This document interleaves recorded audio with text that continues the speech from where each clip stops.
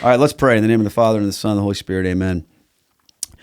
Heavenly Father, we give you thanks today. I'm so thankful, Lord, for Max and Amber being here. It is just such a joy. And I thank you for our friendship. I thank you for the fellowship that we have in you. And I'm just so grateful that they took time to travel here and that we could spend some time hanging out and that this interview would bring you glory. I pray that it would help reach people who need to know the truth and that it would be a blessing to so many. We pray for all the technology, that everything would work amazing, and that we know that your will be done. I pray for their family. We pray for Amber's dad in particular for healing. And Lord, for your will in our lives to be done. We pray these things in the name of the Father, and the Son, and the Holy Spirit. Amen. Amen. Beautiful. Awesome. Where's my Let water? us begin. I'll take a little sippy sip. I didn't. You know what? This isn't as cool of a cup as you probably got in California. It's true. But I should have brought the Pro-Life Club cup. But you can take it home. I appreciate Sam's purified water. Yes. Yes. She's beautiful. Link in the description, right? No, I wish. Can you imagine being Affiliate? sponsored by Sam's? Could you? Who's Sam? Sam's Club. Oh, Sam Walton, is that like what the that Walmart stands guy? for? Yes. Oh, Isn't that Sam's Club? I don't know. No, it's just it's just Sam's. Oh, maybe it's not. Maybe it has nothing to do with that. It's different Sam. Well, I'll still take it home. Different Sam. You Yeah, get a well, lot of- whoever this Sam guy is probably has a lot of money if he's like selling water. It's true. If people want water, you should get an affiliate link through them, and then Yes. it's like how Duncan should sponsor me, but they don't yet. Oh, man, they totally should. All right, I'm probably leaving this in. I don't care. I don't care. So, Amber, welcome. Thank you. Last time we saw you was at your wedding. Yes, it was in June. Can you believe that? No, it's so crazy. Estelle and I were so grateful that you invited us. Yeah, I was so happy that you guys were able to come because at first I was like, oh, should I invite them? Like, I know they're busy, but I was like, nah, we're going to invite them. It And then never you guys hurts to came. invite people. Yeah, and then my grandma's a huge fan, so she got to meet you. So it was like a win-win. I'm a huge fan of your grandma. She's great. Yeah, Yeah. yeah. Shout out to my grandma. No, but your wedding was so cool for a lot of reasons, of course. St. John Cantius, amazing church. And it was so cool to be there. And, you know, we literally knew no other humans there. Yeah. But just to sort of watch you guys interact with your family and all of your friends and seeing so many awesome young Catholics. Like I was kind of thinking, I wonder what table Amber's going to put me at. I'll probably be with like, you know, Grandpa Joe and Aunt Connie or something like that. But I was with like a bunch of young, cool people. It really made me feel good about myself. Yeah, I strategically did that because our friends at that time, she did my makeup for my wedding because I really wanted it to be a communal thing. I didn't want to, also we couldn't really afford it, but I didn't want it to be like, oh, I'm going to like outsource the makeup and the hair and whatever. I'm a very low-key, low-maintenance person. So one of my closest friends ended up doing my hair and my makeup. She was heavily pregnant at the time and she had a toddler. And so I sat you at their table because I'm like, oh, Estelle would be like great with this toddler. And I know that they need, you know, just a time to be together as a couple. And then there were these other people, they're actually expecting twins now, which is great. But there were other young Catholics there. And it's just such a vibrant and small community. Our wedding was under 70 people. I mean, it was a small amount. And we were just so grateful for the small, close-knit community. Because I feel like big weddings, they're, you know, it's one day and you go into debt for years over like a small, like one day as opposed to the rest of your lives. I mean, how much money goes towards a wedding cake that could go towards a mortgage on a house or, you know, funds for your future kids. So for us, we were like, there were some non-negotiables. You know, we were like, we want a croquembouche, which is a traditional French wedding cake. Those were, people can look it up. I don't I'm not going to try and explain it. And, you know, we wanted kids at our wedding. So we were willing to do a kids menu. And we really wanted there to be, we weren't set on a DJ. That was fine. But I really wanted my wedding dress to be special because I wanted to make it into christening gowns once we started having children. And in general, we had some, you know, certain things. Oh, the other non-negotiable was getting a videographer. Like I wanted it videoed not just photoed, not just like, my grandma filming on her iPhone. I wanted it to be professionally done because this is a sacrament. And I want to look back on this in 4K HD, whatever, and be able to see the people, watch them talk, watch them dance, watch them interact with each other years from now when some of those people might not still be around. And photos are one thing and they're beautiful, but to have actual videos of people at the wedding was just very important to me. So we made sure that we budgeted a lot for that. Well, we had a blast getting to be there, and it was so cool. So, I mean, I have to ask you, I don't know if you've talked about this on other places before, but how's it going? Do you like being married? Oh, yeah. Oh, my gosh. It's amazing. Okay.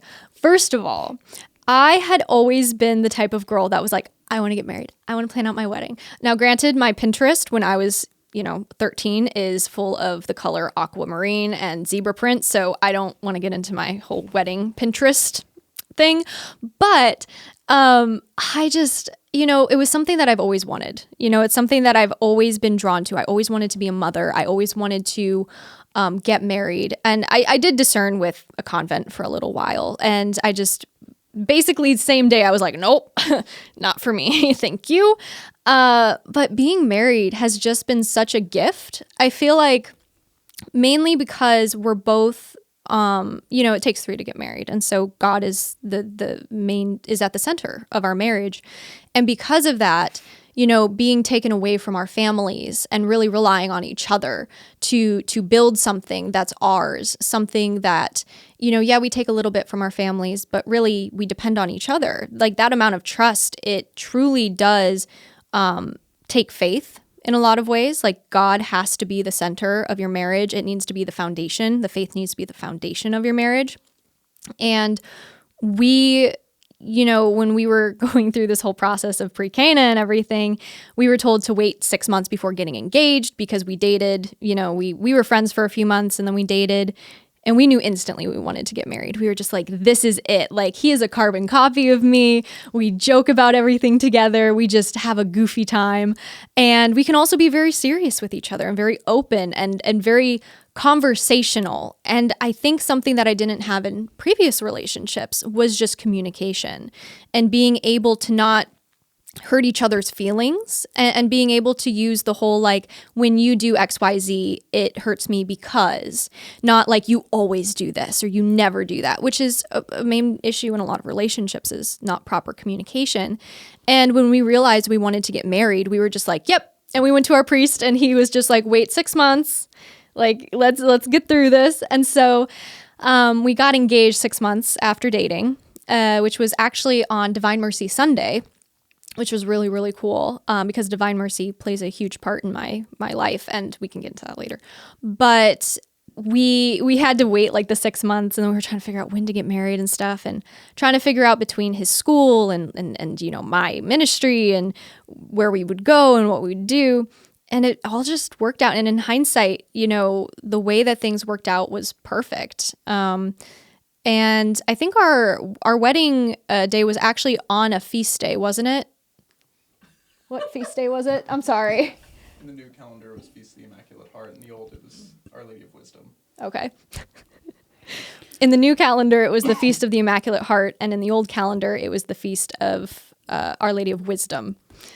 So, full disclosure, Amber's husband's literally sitting right behind this camera right here. He is. So he's hearing all of this, which is like perfect. So feel free to jump in with corrections. Yes. Just in case I might get something wrong. I'll be like, oh, yeah. But no, it's so amazing. And the wedding day, my sister and I, we went to go get Starbucks because it was like 6 a.m. No other coffee places open. We're like, oh, we need coffee. So we go to Starbucks. And I go up to the barista and I tell her, I'm like, oh my gosh, I'm getting married. Because who wouldn't say that on their wedding day, right? Like, I'm getting married. And she goes, oh my gosh, congratulations. And then then we get to the end of, our order or whatever, and she gives us our cups. And on my cup, it says, we're getting married. And I'm like, oh, this is so cute. And then we get to the car and I'm like, my sister has hers too. And it says, we're getting married. And I was like, wait a minute. I was like, I just got that. I was like, huh, okay. I was like, Well, this is still Did really you feel funny. like going back in and said, just so you know? No, we were already driving at that Okay. point. I was like, whatever. But I thought it was so funny because like we look alike too a little bit. So I'm like, that's weird. I guess I should have clarified. But I said I'm getting married, and I guess they just assumed because my sister also was getting married a month after me, so she also had an engagement ring. But I just love that story. And we get to the church and we're getting ready, and I'm just literally chilling, and I'm just like, this is great. I'm like, this is a great time. I'm calm. And my best friend gets there with her sister and my other friend who was doing my makeup and my hair, and they all get there and everything. And I'm playing with her toddler, and we're just chill. And like 3 people told me, they're like, you're like the chillest bride I've ever seen. And I'm like, because I don't care about anything except the sacrament and getting married to the love of my life. Like, that's it. If like, if anything else goes wrong, I don't care, because it really doesn't matter, at the end of the day. Yeah. Because what matters is the sacrament, that we get married. And, if I don't know if the whole church fell down, I'm like, well, at least we're married. Like, that's all that matters. So on that note, like, what advice do you have for engaged couples right now that are getting stressed out about those details? Yeah, I think it can be really hard. I've talked to a lot of young Catholic women specifically. I can't really speak for the men themselves, but for the Catholic women, they say they feel this pressure from either society or their family to spend a certain amount on the wedding. They need to have this grand gesture. They need to prove to these people, like, we have money, we can do that. It's more about the party than it is the sacrament. And a lot of people get wrapped up in, people need to remember our wedding, and then end up going in debt for it because, Aunt Posey wants, I don't know, like gluten-free chicken. And it's like, oh my gosh, where do we find gluten-free chicken? It's like, no. It's like, these are guests. Isn't all chicken gluten-free? I guess there's some that aren't. Unless you wrap it around bread, right? I guess it's like fried chicken. Yeah. Okay. Yeah. Yeah, maybe. I don't know. Fried Well, chicken's good. that's a good point, though, because people sometimes, they build up this idea of the wedding, and, when Estelle and I got married, we had nothing, zero money. Our whole wedding cost, I think, like less than $1,000. Yeah.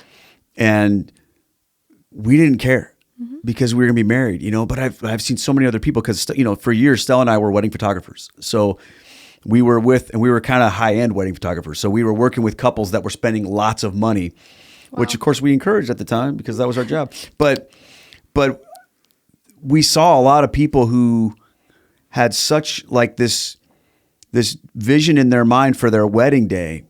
And what's sad is, a lot of them aren't even married anymore. Yeah.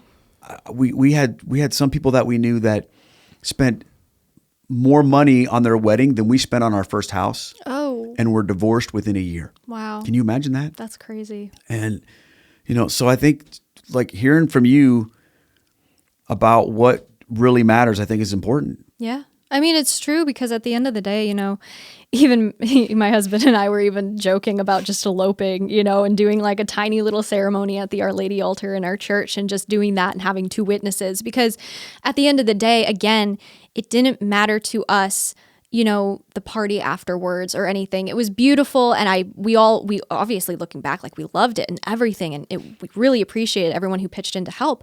But to us, what really mattered was just getting married and having that sacramental marriage and being able to also show to others, what a Catholic marriage maybe should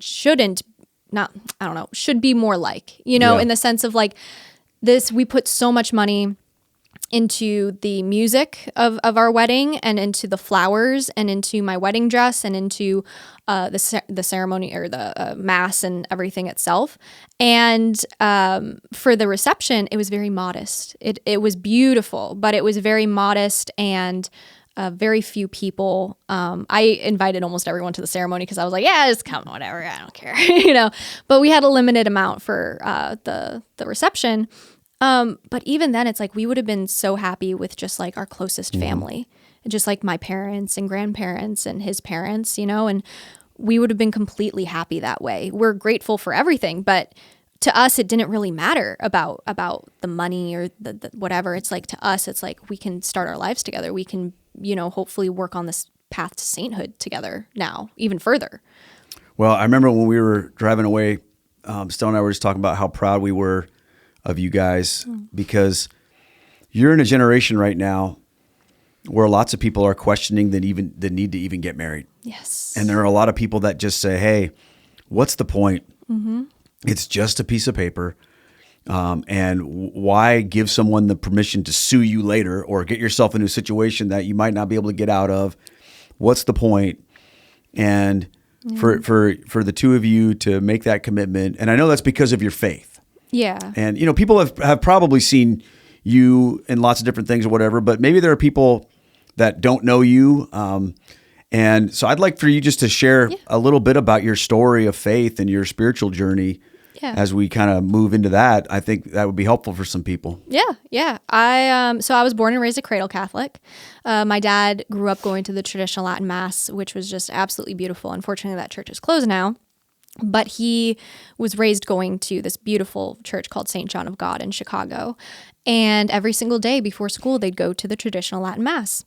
And so when he saw that, he wanted the same for my sister and I, to view and see this beautiful church and the reverence and the beauty and these priests that, are just, they're so committed to their role of being shepherds. And so we found a church, St. John Cantius, which is where, we attend. But when we went to St. John Cantius when I was younger, it was a lot different because they didn't have a whole lot of money or a whole lot of parishioners back then.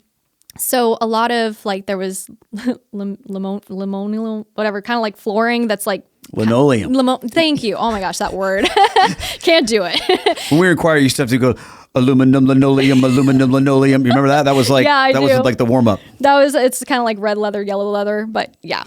And so it was it's ugly though. It is. Linoleum doesn't belong in a church. It was so sad too because there ended up being a lot of water damage. And so they ended up having to replace the floor, but it was so beautiful when they put in the new flooring. I mean, gorgeous. But anyway, that's beside the point. So we grew up going to the traditional Latin Mass and the Novus Ordo. We went to a Novus Ordo by my church when my parents didn't feel like driving into the city. Valid. Driving into the city is.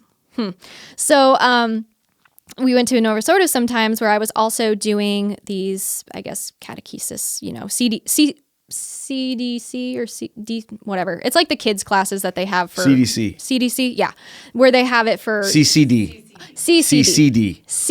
Okay. Oh my gosh, I was a CCD instructor for like a whole year, and I can't even remember that. Stella's right over there, and she went to Catholic school her whole life, so she knows. She knows, yeah. So it's like, I got catechesis from there, and but I got my first Holy Communion, and I got my confirmation from St. John's. So I was raised going to TLM every day, veiling, wearing dresses, hated everything, hated it all. Did not like it one bit. I always argued with my mom, didn't want to put on the dresses, didn't want to wear the pretty shoes, didn't want to do my hair. My mom says I'm earthy. She doesn't like to say I'm a tomboy, but I was a tomboy where it's just like I hated everything that had to do with dresses. I didn't like the frilly little veils. I'm like, this is itchy on my head. Like, I don't like this. And so we also would sit in the back of the church. And so because I'm like, I don't know, probably like 8 or 9 years old, all I see is butts. I'm just like, I can't see anything. And so my dad would have to like pick me up sometimes, but then you get too old where you can't do that. So I never really learned what the traditional Latin Mass was about. My mom gave us some missals and stuff, but I didn't know how to use it. And Latin to English, I'm like, what is Latin? And the only way I knew that Mass was coming to an end was the bells that they ring for consecration. And I was just like, yes, 20 more minutes and we're out. So my experience with Mass had always been like, I want to text my friends already. Like, oh, when is this going to be over? Like, oh, I want to have a sleepover with my best friend. Like, if I wasn't here, I'd be able to sleep over with my best friend. And, because most of my friends were Protestant. And so they sometimes went to church, sometimes didn't, depending on what denomination they were. And so I was envious of them in a way where I'm like, oh, they don't have any rules or restrictions. They don't have to go to confession every single month and they don't have to do all these things. And as a teenager, because I was around a lot of, I don't want to say anti-Catholic people, but just like secular people, a lot of like, despite the fact I was in, these homeschool groups and things like that, I was in a few of them, but some of them dealt with drugs, sex outside of marriage, self-harm. There was like these things that were happening in these groups that I was not really introduced to. And so when I saw it in this group, I'm just like, what are drugs? Like, what's alcohol? Like, sex outside of marriage? Like, isn't that a sin? Like, what's going on? But because of these ideas from my peers, I figured, I'm like, well, they're Catholic. So some of them were, at least. So I was like, so it's probably fine, right? Like, if they're doing it, their parents are probably knowing about it. I'm innocent here. I'm naive. I don't know.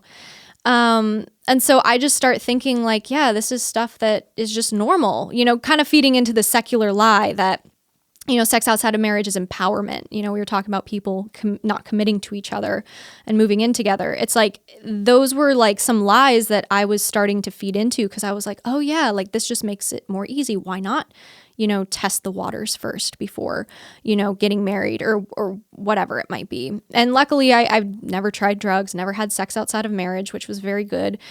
But there was something about it where I was still drawn to it, because my peers were a part of it. And so I ended up leaving the faith in about 2011. I was about 11 or 12 years old. And that's when I was introduced to pornography by a boy who was a little bit older than me in one of the classes that I was taking as an extracurricular. And he was groomed by a girl who was older than him in his school. And I remember him telling me about it. And I didn't understand anything he was saying. I didn't understand what turn on meant. I didn't know what like sexting meant. I didn't know any of this. Keep in mind, I'm only like 11, right? I'm like, I haven't even really had the sex talk. I haven't had, even the period talk, like whatever. So to get all this information from my peers, and then to get, I guess the term is like affirmation from this man and attention from this man for the way I look. I just, from the background that I had from my secular peers, I figured, I'm like, oh, this is just how it's supposed to be. This is just how it's supposed to go. And so that started a very long addiction with pornography for me. And it was a consistent thing in almost every single one of my relationships, where the guy only liked me because of the way I looked, how skinny I was, the makeup I wore or something, but they never really cared about me or about my personality, the things I liked. And I just felt like I became a shell of myself over the 8 years that I was away from the faith, that I was kind of just thrown to the wolves in a way. I mean, I threw myself in there, but, and I was just really trying to fit in. And through doing that, I would just put masks on around people and just be who they wanted me to be. I never became, my authentic self hardly ever came out. And because of that, over time and being used and just the constant sexting and the constant pornography addiction, you feel empty. You feel broken. You feel gross. And nobody knew. Nobody could know. This was completely my own. I held this burden by myself. And, as an 11-year-old, I mean, that's kind of crazy to think about. I've babysat 11-year-olds, and I'm just like, I was your age. You think about that. And in hindsight, you look back and you're like, I was a child. And you're forced to grow up so quickly, in those aspects, because you're basically acting like an adult, but you're not. So that ended up leading to a load of problems between eating disorders, self-harm, anxiety, depression. I had like everything. And, I talked to some of my peers years later who I was in those groups with and who I was kind of interacting with during that time of my teen years. And they said, like, I never would have guessed. And I'm like, yeah, I mean, I was a very private person. I hardly ever talked about anything I was struggling with. It was all a mask. And it wasn't until I converted to the faith again, reconverted, that the scales fell off, the skin was shed, and that I could actually be myself, and that I could actually fulfill the role that God had planned for me, which is what he calls for all of us to do. So what was that like to come back to the faith, and how did that happen? What led you back? Yeah, I think really what led me back was Our Lady, because, and I sometimes leave this out because sometimes I forget to mention this, but before I officially came back into the faith, when I went to Mass, I lost my childhood rosary. It's this amber-colored rosary that my mom got me when I was like 3, and it's beautiful. It's like, I mean, it's plastic, but it's like, it's beautiful, And I lost it, and I could not find it for years. I mean, so many years. And then one day it just showed up on my dresser. And I was just like, oh, Mom, did you find my rosary? And she was just like, no, I've been looking for it still. Did you find it? And I was just like, it was on my dresser. And she was just like, oh, all right. And so that was kind of like Our Lady giving me a little push and being like, remember me, remember my son.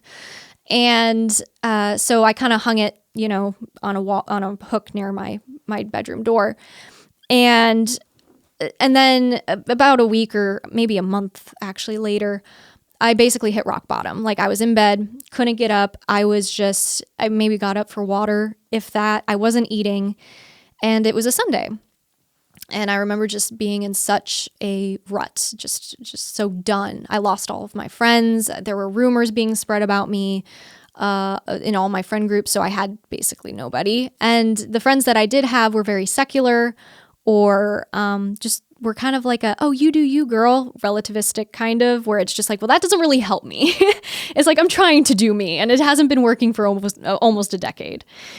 So I basically rolled over, I looked at my calendar on my wall, and I'm like, okay, I have these assignments I need to do. I need to like figure these things out. And then I saw that it was Sunday, and I was like, Sunday, what did we used to do on Sundays? And then I remember my dad used to take us to church, and then we used to eat out together as a family. And I mean, I still didn't like church, when I was a kid, but I was like, well, that's something that's solid. That's something that's like I can cling to. Like that's a past thing that I felt secure in. So I basically pulled myself out of bed, and I got dressed in the least scandalous outfit I owned, which was not the most appropriate, but it was less scandalous than most of my clothes at that time. And I drove myself not to St. John Cantius, but to a different parish that I grew up in, the Novus Ordo parish, because it was closer. And I didn't want to overcommit, I guess. I didn't want to be like, yeah, and it just seemed like Cantius was like this beautiful place. I didn't belong there. I felt like I didn't belong at church in general, but I felt like, okay, well, this is more like, okay, people, I don't know, wear jeans and t-shirts to this mass. So I'm going to just kind of fit in, I'm not going to be standing out. And so and that's not a diss. That's just a fact. But I went in and I sat in the pew, sat in the back because I was like, I don't want to sit up front. Like that's, and I remember, I kind of remember at the same time, two people walking on either side of the pew, and they're like, oh, is anyone sitting here? And I was just like, oh, no. And so I get corralled, basically. Now both. You can't escape. And the entire time my head's screaming at me like, get out, get out, get out, which now I know is the devil, obviously. But at that time, I just felt like this whirlwind of just like, being in mortal sin and things like that. The devil sees you trying to get closer to Christ. That's his worst fear. And he was seeing that in me. And so he was trying to do everything, trigger my anxiety, like people are judging you, you're not belonging here, like people are staring, like it was awful. And it went on like that forever. And I was like, okay, once they do the consecration, I'm going to duck out because people will get out of the pew, I can get out, nobody will notice, it'll be fine. And so it felt like forever, but consecration finally happened. The bells rung and time stopped. Froze completely, and I was like, okay, this is a new low for my mental breakdowns. But I kind of just looked around, and the priest is holding Jesus, and I felt the host. It kind of like it pulsates with light. It kind of pulsates, but you could feel it in your heart. And he said, "Do you trust me?" And you have that moment of like, "Hello, Jesus, is that you, or am I just crazy?" And he said it again. He was like, do you trust me? I was like, no. And I was listing off all the reasons. I was like, I went through this. Like, I've gone through this. I have a mental disorder. I have this and that and everything. And, why didn't you protect me from that? Why didn't you save me from that? Do you trust me? And I was like, no. Did you not hear what I just said? And over again, do you trust me? Do you trust me? And the way I like describing it is like him taking a little chisel and a pick and just kind of chiseling away, a little hammer and chiseling away at the stone cold parts of my heart. And eventually he made a crack, through the marble. And out of nowhere, I just said, I'll try. Like, I'll try. All right, fine. You're going to be that persistent? Well, two can play at that game. And then time basically unstopped. I knew I wasn't supposed to receive the Eucharist because I hadn't been to confession in over 8 years. But at that moment, I felt a warmth and a consolation that I had not felt since I was a child. It's almost like a warm hug from your mother. And it's almost like Our Lady telling me, she's like, you did it. Like, this is it. Like, you're on your way. You're going to heal. And so I went to my car. And, you know, most people, like, they break down. They have, like, this moment of just complete, like, awe. I started laughing. I was like, this is great. Like, oh my gosh. Like, it almost felt like a healing part of me, like joy that I had not had in years, that I felt like was just snuffed out. And in that moment in my car, I remember thinking, I was just like, this has to be all in or nothing. Like, I can't just do this halfway. I can't just decide like, oh yeah, I'm going to go to church on Sundays and that's it. Like, I'm meant for more than this. Like, I need to either commit or not do this at all and continue the life that I've lived. And I looked at the life I was living and I was like, okay, we're not doing that. And yeah, that's kind of how I came back in. And that's when I decided, I'm like, this is it. That's what I'm doing. Wow. There's a lot of things I want to ask about with that, or at least just kind of reflect on. And one of the things is this happened to you really on your own. Mm-hmm. Nobody was, hey, Amber, what are you doing? Come back to church with me. What's it going to take? You know, this or that. Or nobody sent you a book or a video and said, you need to do this. You need to change your ways. This 100% was God leading you, and it happened really without the intervention of any other people on this earth. I like the way that you said that Our Lady was involved, because, you know, you said something else too that struck me when you talked about that experience with a motherly hug. You know, someone else in my life has mentioned the same kind of feeling, and they use that exact same terminology as I felt a motherly hug, and they were talking about the Virgin Mary. Yeah. And that's amazing, because I think sometimes we look at people like I'm imagining you in that space as a teenager going through all these things. And I think about all the teenagers that I know and that I've worked with. You know, I used to be a youth pastor, and how do I reach them? How do I get through to them? And sometimes we can feel like such a failure. And then other times it's like, no, we have to, when you talk about, do you trust me? What I'm hearing in that, like, I'm hearing God saying that to me through your experience all those years later about kids like you. Yeah. Does that make any sense what I just said? It does. Yeah. Like, what I mean is this, and I think people will relate to this. There are people in our lives that we so desperately want to see them have the kind of experience you had. Mm-hmm. And we're trying to engineer that. We're trying to figure out how to make that happen, and we can't. And sometimes the Lord says to us about those loved ones that we have in our lives, do you trust me? Mm.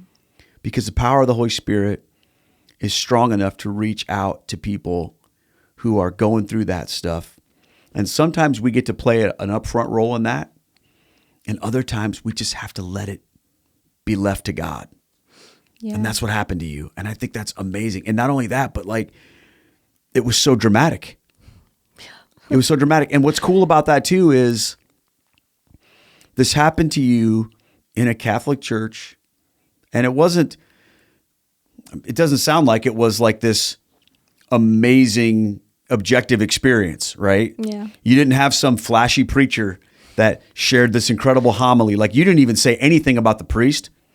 I don't remember him. You didn't say anything about whatever music was that day. There wasn't any of the things that surround us that we go, wow, that led to this incredible conversion. Mm. No, it was just the Eucharist. Yeah. The bell rang and you heard his voice. Yeah. And I think he really did have to strip it all down for me at the end of the day. Because one of the prayers that I always pray is, I'm like, God, please be obvious because I'm dumb. You know? I prayed that prayer a few times. Yeah. And whether I knew it or not, I think I was praying for that, where I'm like, please just make it so obvious to me that this is what I need to do. And whether or not it was a subconscious like call of my heart, or he already saw that I had been in this for far too long, and he was like, oh, she's finally ready for what I have planned for her. And when I started my healing process from the pornography addiction and everything, I realized how important that was for me to go through, to now minister to those who have gone through it as well, who were groomed, who were introduced by family members. The youngest person I know was introduced to pornography at the age of 4 by their grandfather. Eesh. And it's like, to know that, to see someone who went through that and came out of it and is now like, it's okay, there's peace on the other side. You can find healing. There is, healing through, it takes work, of course. Everything takes work, but there is healing coming through those things. And I've talked even about abusive relationships. I've talked about, the problems of, family falling away from the faith, or from, family coming back into the faith, or, maybe they're on a different side of the faith because maybe they lean more, sometimes too traditional, too laxed. There's so many situations where we're like, oh, I wish my family was more like this, or I wish my partner was more like this, or I wish my, sister or my brother or whoever was more Catholic, or whatever it might be. But, something that was really interesting that my friend told me, he said, you put too much emphasis on yourself and not enough on God in people's lives. And that's kind of what you were mentioning, is we sometimes, especially on social media, and Jimmy Aiken is my friend that I'm talking about. And on social media, a lot of the times we see ourselves as the end all be all with these people who are not converted to Catholicism or aren't sold on Catholicism. And what happens is we take it into our own hands and we start white knuckling this person and being like, you have to convert, like, I'm going to be the one to convert you. And we leave God out of it completely. We leave the Holy Spirit out of it completely. And we're just like, this is what a big responsibility to put on your shoulders. What an unrealistic expectation to put on yourself. And how, I guess, detrimental and damaging is it if that person doesn't convert to you, but also to the relationship. You might be the only one who they have access to for Jesus. You might be the only one giving them, insights to the Catholic Church, the only one that's giving them the experience of Jesus. And yes, you can make or break that depending on how you handle it.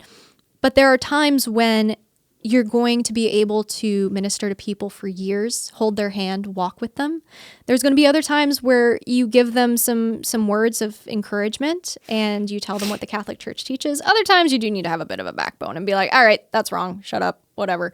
But I think people like to put a lot of emphasis on themselves and not a lot on Jesus, for sure. Well, that's why I think it's so interesting that the question that you felt the Lord asking you in that moment was, do you trust me? What do you think in that moment? Trust him with what? How did you understand that? I think I had major trust issues because, like I mentioned at that time, there were a lot of rumors being spread about me. There were social media accounts made to it was a whole smear campaign. It was awful smear, by my peers. So I didn't know who to trust. And that was one of my biggest issues. That's why I was so private. I didn't trust anybody with any of my secrets. But Jesus always knew. And in a way, it was almost like his invitation to finally be like, I am someone you can tell these things to. I am someone you can come to about anything. And I will always welcome you back with open arms. You don't have to worry about me making a social media page to smear you. You don't have to worry about me, ridiculing you or this or that. It's like, I call you to conversion, but I also call you to my mercy, which is more important to me, that you know how merciful I am and how loving I am than how judgmental I am. Because we all have Judgment Day, and that's really important for us to keep in mind and everything. But he saw a wounded lamb. He saw one of his sheep wounded, and he saw the opportunity to come in. And it was up to me to accept him or not. Was he persistent? Yes, but I still could have been more persistent. I could have been more stubborn. But eventually I realized it's what I needed. And I think he saw the stone around my heart weakening, the walls that I built around myself weakening. And had I walked out that day after communion, I don't know what would have become of me, genuinely. And we hear about that with St. Maximilian Kolbe, his mother saying, what will become of you? And then Our Lady appears to him and offers him 2 crowns. And he says, I want both. And crown of martyrdom and The crown. What was the other one? It was like a crown of glory, like a white one and a red one, right? Yeah, one for being a saint and then one for martyrdom. Yeah, and he says, I'll take them both. Mm-hmm, yeah. I wasn't offered any crowns, granted, but I was offered mercy, which is offered to all of us, but we have to be willing to take it. And that requires trust. It does. And despite the fact I had trust issues, I knew I could trust Jesus. It was a type of trust that was unbreaking. Like you could not break it. And no matter the amount of hurt I had been through, no matter the amount of abuse that I had been through with my peers and boyfriends or whatever, I was like, I can trust this. I can trust him. Like, this is crazy. And I think that trust is really what helped me overcome so many of my addictions, just knowing that Jesus had me. You know, even in my weakest moments, Jesus could come in and he could help me. And knowing that he would never be mad at me for going back to confession or confessing a sin, it was so freeing to know that I was loved, you know? Yeah. Yeah. So when you went home, like, what was that conversation like? Where did you go, Amber? What happened? Did you tell your parents, like, what happened? No, they thought I was with a friend. So I had a friend at a time who was also considering coming back into the faith. And I think I ended up after that going with her to church a couple times here or there. But nobody knew about this. I didn't talk about my conversion until my ministry started. I didn't say I started my ministry because I did not start my ministry. I didn't want the ministry to begin with. God said, here you go. This is what I'm giving you. And I'm so grateful. But I'll be honest, I didn't want it in the beginning. I didn't want the followers. I didn't want the comments. I didn't want any of it. But it helped me so much grow in my faith. You know, it helped a ton. But my parents didn't know. I started going back to Mass probably for about a month, I want to say. They just assumed I'd meet my friends. I just started dressing better, maybe. And I still really struggled because a lot of my friends were Protestant, you know, that I still had. And people were still spreading rumors about me. It didn't make the problems go away. I still had a lot of problems. It wasn't like the next day, oh, I no longer have an eating disorder. I no longer have anxiety or depression. It took trust. It took time. But over time, I trusted that Jesus would heal me. And I made sure that I took the necessary steps to heal myself physically. I started working out, eating better, etc. But yeah, my parents didn't know for a while. When they did find out, they weren't like, you know, like, oh my gosh, that's so amazing, da da da da da. But they also weren't like, what? Why are you doing that? Like, huh? They were just like, cool. And they would go to Mass with me every now and then too, which was really good. But there was no like, I know a lot of people when they're like, oh, I reverted back to the church or I converted, my parents like had this huge explosion. They want to kick me out of the house. Like they want to disown me. I didn't have that. I also didn't have the parents rejoicing that their child came back, maybe internally, but I didn't see it. But it was better that way, to be honest, because strong emotions, for me at least, depending on which way I had to make sure it was for me. Not doing it for my parents, not doing it for my peers, not doing it for, you know, anybody else around me. I had to do it because I wanted it. I wanted to do it, and because Jesus was calling me, because he gave me this joy. Not because my parents are overjoyed. I wanted to make sure that this was an all-in thing, you know, and I'm not just like, oh, now my parents are invested and now I have to stay. No. So it was a lot better that was the way. It was kind of, yeah. So where did the traditional Latin Mass come into that to play with this? Like, because it seems like you went from 0 to 100 pretty quick. Was that something that happened? Did you like get involved in like church stuff and then rediscover that, or was that like trying to go back to your childhood? A little bit of both. I was a part of the Novus Ordo youth group. And because of that, it was really great for a while. You know, it really was. I loved all the people there, but there were some problems. So we had again, like I just loved everybody there, but there were a lot of problems. So I think things are different now. They got a new youth pastor or whatever, but I went there, newbie Catholic, had no idea what I was doing, looking for connection, looking for friends. And the experiences that I had where we went on this retreat, a silent retreat, silent. It's like you had to talk quietly. You can talk with each other, but outside, and like, you know, we write each other notes and it's nice. I didn't really know a whole lot. I did prayer journaling and they did like a labyrinth, which I didn't really understand that. It's like you're supposed to meditate while going through this maze. I didn't get it. But as time went on, I started realizing that there were problems. We went on this retreat, and there was a trans person, so a guy who thought he was a woman, and he was allowed to sleep in our cabin, basically, and shower with the girls. Are you serious? Yeah. And I had no idea that they were actually trans at the time. I thought he was, I just thought, some women look a little more masculine sometimes. There was nothing obvious about this. But when I found out, and I was actually very close with this person, I could not tell. And at this time, I was also naive. I was new. I didn't really know either about a whole lot of the stuff that was happening. But when I found out, I felt so betrayed. I felt so gross. Like, to know that even though the person themselves were very sweet, and I know that they were just troubled and everything, but to just know that the leaders let this happen as Catholics, it really, really rubbed me the wrong way. And after that, things just kept going downhill. We went to, we were told that we were going to go meditate with some monks. And I was like, yeah, Catholic monks. Like, let's go. I didn't know we had monks around here. Like, so cool. We go to a Buddhist temple and we go inside and we start meditating with the Buddhist monks. And I was like, nope. Oh, man. But it's like you were forced to participate in a way. Well, you're in the youth group. You don't know. No one's saying, hey, what do you think? They're just going, hey, get in the bus. We're going. Exactly. And afterwards, somebody did ask me like, oh, what'd you think of this experience? I'm like, I hated it. It was awful. Like, this is not Catholicism. This is actually this is really dangerous. And they're like, oh, well, you shouldn't say that. Like, this is just a unique faith. Like, you don't know any like basic. And I'm like, okay, whatever. The final straw was when we had the priest come in to talk to us in his like couches and a big square or whatever. And he sat down, and the first thing he opens with, he's like, all right, guys, what do you want to change about the Catholic Church? Oh, good grief. Are you serious? Yep.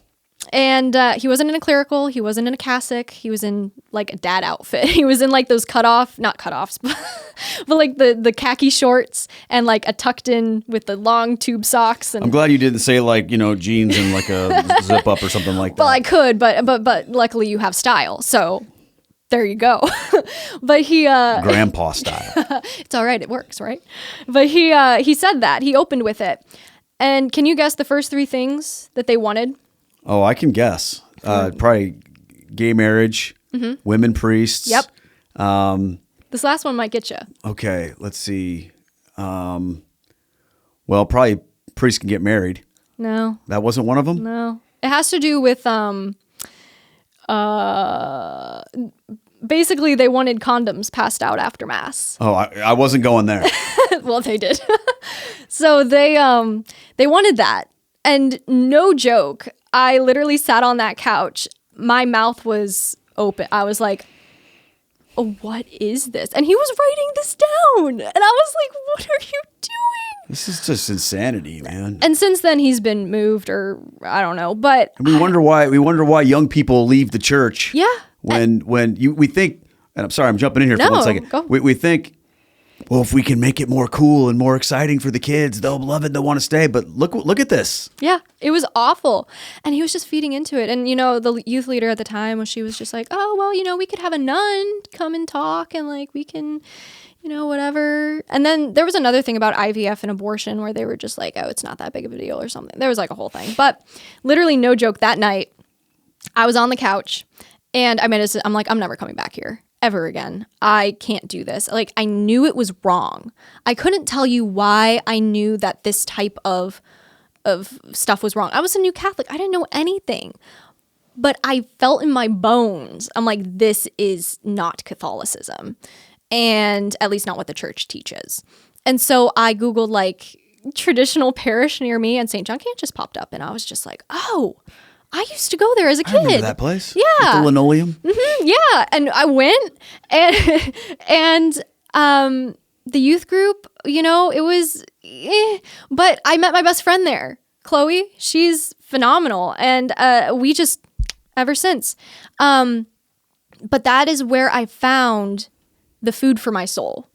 That is where the priests really took their job seriously. That is where I felt like confession wasn't a therapy session. It was, you did this, yes, but I'm calling you to something higher now, and I want you to try to do better. It wasn't like, oh, I'm so sorry this happened to you. Like, I understand why you. It's like, no. I don't need a pity party. I don't need a lashing either. I need balance. You need truth. Yes, truth. And that's what it really comes down to. And when I was a part of this church and I was going, the homilies, oh my gosh, these homilies, they were amazing. They didn't water anything down. They didn't try and be something they're not. But they also weren't like brimstone and fire where they're just like, you're going to hell. It was like so loving and so like convicting that you wanted to change just because of the way the priest said his homily in such a loving manner. And of course, they can throw in like a little like, our priest, he threw and he's like, no good deed goes unpunished, because now he had to do his homily like 5 times that week because it was so good. Everybody wanted to hear it. So it was like, haha, whatever. But it wasn't a joke. The homily is not a joke. The mass isn't a performance. It's a celebration. And I truly just felt like I belonged. Like the focus was truly on Jesus. It wasn't on me. It wasn't on the people around me. Okay, stop right there for a second. I want you to revisit something you literally just said there, because I think that's a huge point that people do not understand. I say a lot. What did I say? You said, I felt like I belonged and it wasn't about me. Oh, yes. Okay, this is what the world gets so wrong, and this is what the church can get wrong too, whether you're Catholic or Protestant or whatever. It's like people think that to attract people to the faith, we have to make it about them. But the reality is we need to make it about Jesus. Yeah. And when we make it about Jesus, he will draw people to himself. He says, if I am lifted up, I will draw all men unto me. When he is exalted, when he is glorified, when he's presented in truth, he draws us in. Yes. And makes us feel that way. But when we don't trust him, we think we have to engineer that whole experience and create this, hey, well, what do you think? What do you want? I remember when I was a youth pastor, I remember one time I was like, how do I be a youth pastor? I don't know. And someone told me at one point in time, well, you just need to ask the kids what they want to do because it's their youth group. And I'm like, that seems like a really bad idea, because if they knew what they wanted to do, I wouldn't be here. Yeah, exactly. Because if you ask them what they want to do, eat pizza, go skiing, and, stuff we don't want them to do, right? Yeah. That's not what we're here for. We're here to reach people for Christ. And what it sounds to me like you also experienced, that I think is so important people understand, is you were inspired by what these priests were doing. Yes. You weren't being entertained, and you weren't being catered to either. You were being inspired, and you weren't being condemned. You were being welcomed in and inspired to partake in this faith, in that invitation. And man, that just, look what happened. Look at what happened. And it just breaks my heart when I see people getting this wrong. I mean, I used to get it wrong. I understand like the cry of the heart that says, how do we reach young people? Oh, we have to give them what they want. But we don't go the right way. We give them what their flesh wants. We don't give them what they really want, which is Jesus. Yes. I think a lot of people have a God-sized hole in their heart. Everyone does. Yes. And they just try to stuff it, with everything else that they can think of, because to them, whether they were raised with religion, they were hurt by people who were Catholic, it's so difficult, because I feel like there are so many people who feel like they've been hurt by Christ, but in reality, they've been hurt by the people. No, that's everybody who says, well, I can't be Catholic because this particular thing happened to me. When we hear that, we have to take their experiences seriously, because they're real experiences, but we also have to help them to understand that the Catholic Church is not the human beings that exist in it. They are existing in it, but that's a different thing. Yeah. The Catholic Church is about Jesus. Exactly. So the traditional Latin Mass, you get turned on to that, and is that something that you did for a little while and thought, okay, cool, now I get it. Now I can just go back to other stuff? Or is like, I mean, you still do that, right? Yeah, my husband and I, we still attend the traditional Latin Mass. We love it. I mean, it's just so beautiful. Well, I basically, when I started going back to the TLM, I went to the 7 a.m. low mass. So was I kind of snoozing off in the pew a little bit, maybe, but it was fine. But it was so, I want to say there was just a peace about it, that my soul felt at peace. It was something that I had never felt before, ever. And people are like, when I was a kid, like I felt so at peace with Jesus and I never had that. I felt at peace when my dad held me in his arms or something, but a spiritual peace, was different. And it was a type of peace that was almost like palpable. Like you could just feel it radiate.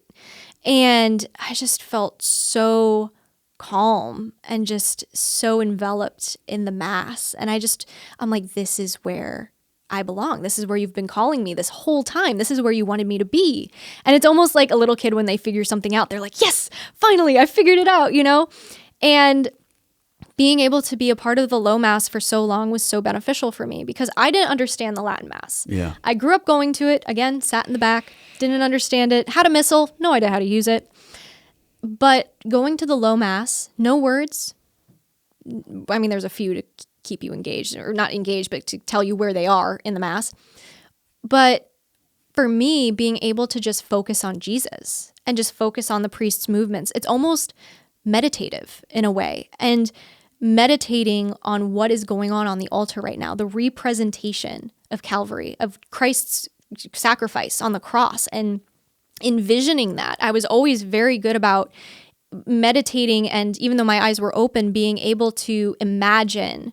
It wasn't a vision. I know the difference, but imagine the crucifixion going on and what the priest is doing, and the Last Supper and how Jesus would have said the words of consecration and all this stuff. It's like it was so beautiful, and the beauty, the reverence, the way the priests treated Jesus, I'm like, that is the King of Kings. That is the Lord of Lords, because they have so much love and reverence for him. It's just obvious. It's like whoever goes to this Mass and doesn't see it, they need to open their eyes a little wider, because the beauty and the way that these priests just treat Jesus is just truly, he is the highest thing. He truly is the most important thing.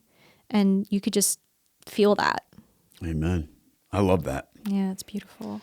Okay, let's talk a little bit about what happened next as far as what you're doing with your ministry and things like that. And then I have some questions from our local supporters and Patreon and all that kind of stuff. But how did the whole social media thing get started? And first of all, and this is a question from one of those guys, my buddy Robert asks, what's the deal with the name Religious Hippie, Yeah, it's that's always a fun one to answer. I actually have it it's FAQ. I have it at the bottom of every single one of my YouTube videos, because I'm like, this is probably going to be very frequently asked. But no, I think it's really, first of all, the ministry, because that ties in with the name. So the ministry started because I was looking for people who were my age, sharing their conversions, sharing what they were doing to help with their spiritual life. And I couldn't find anybody. I love Trent Horn. He's a good friend. I love Jimmy Akin. I even really loved your stuff too. But I'm like, where's the young women? Where's the young men who are like my age group, who are going through these hardships, who are seeing what I'm seeing and being on social media and struggling with the things I'm struggling with? Where are they? And this was right before COVID, and I didn't find anybody. So I went on TikTok. Yes, TikTok, which I got banned on permanently, but that's a different story. And I went on TikTok, and I made my first video, which was just my rosary, a Chick-fil-A, like lemonade, and like the church I was going to at the time. And I just made a regular TikTok. And I think it was something like Catholic Check or something. Then some music played in the background. I don't remember. But that blew up like overnight. Everybody was suddenly following me. I got like thousands of followers in days, and I was just like, oh my gosh, what is this? I went to adoration. I was like, God, I don't know what this is. Is this a trick of the devil? Because I always struggled with social media and a social media addiction. having to look a certain way to people, proving to people that, I'm better than them, or it was a vice for me. And I went to God and I was like, if this is of you, take it. Like, if this is of you, let it be. But if it's not, take it away. And I don't know if I necessarily heard him, but I kind of felt the whole feeling of just being like, I'm going to turn this vice into something virtuous, something good. But you have to be strong enough to put away the problems of social media and to cut out the issues you have with social media and minister to people. And so I was like, okay. I was like, if that's true, then I kind of started sharing more Catholicism. And as people started learning about my story, they started asking me questions. And through that, I started learning a whole lot more about my faith. And then I was like, well, I guess I should call myself something. And when I was still friends with people, they called me Hippie because I had really flowy pants. My hair was like crazy, and I always had very floral patterns. And, I was very into also occultism, but that's neither here nor there. It was like a very short-lived thing. But so they called me Hippie for a while. And when I came back into my faith, they were like, oh, you're like the religious hippie now. And I was like, we're going to use that. So somebody else came up with it. Yeah, and basically. You just said, okay, that's going to work. I'm just like, I'm going to steal that. Thank you, John. But yeah, and it worked out well. And because hippies are countercultural, right? They were countercultural back in the 60s. And back then, being countercultural meant going against tradition. Now, being countercultural means going for tradition and to reinstate, the nuclear family and to be a Christian and to do all these things. So that's what hippie means for me, is being countercultural. Also, I have had probably over 500 emails at this point, I can't even keep count anymore, of people who have said that the name drew them in, and now they're either converting to Catholicism because they started learning about Catholicism without even realizing it, or people who were like, that was such an odd name, like, I'm Muslim, I'm Jewish, I'm this, I'm that, and I watched your videos, and now I'm convinced the church is true. And whether or not they convert or not, I don't know, but I assume they do if they know the church is true. But it's so cool to see how just a name can draw people in, because they're like, oh, never heard of that. What's that? Like, a lot of people can be turned off by the word Catholic. And so when they click on a video and they're just like, oh, what's this? They're just kind of like, oh, okay. And then they learn about Catholicism. It's great. So what's the focus of your content? Like, what does that look like? And what would be the purpose of what you're doing? The purpose of what I'm doing is I'm trying to educate people through my testimony, personal testimony, of basically the healing people can find and how you can never be too far gone from God. The main purpose of my ministry, and St. Jude is the official patron saint of this ministry, and I consecrated it to the Sacred Heart, Immaculate Heart of Mary this year, which was great. But it's to bring back Catholics who fell away.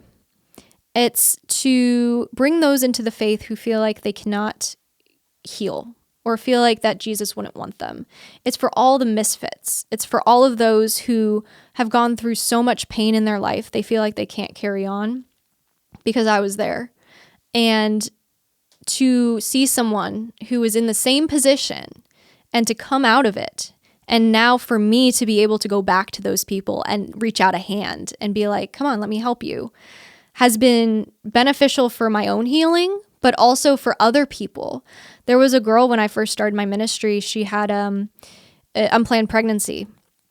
She didn't know who else to turn to. I had just started my ministry like a month ago, and she DM'd me and she's just like, I'm scared. I'm 17. Like, I don't know what to do.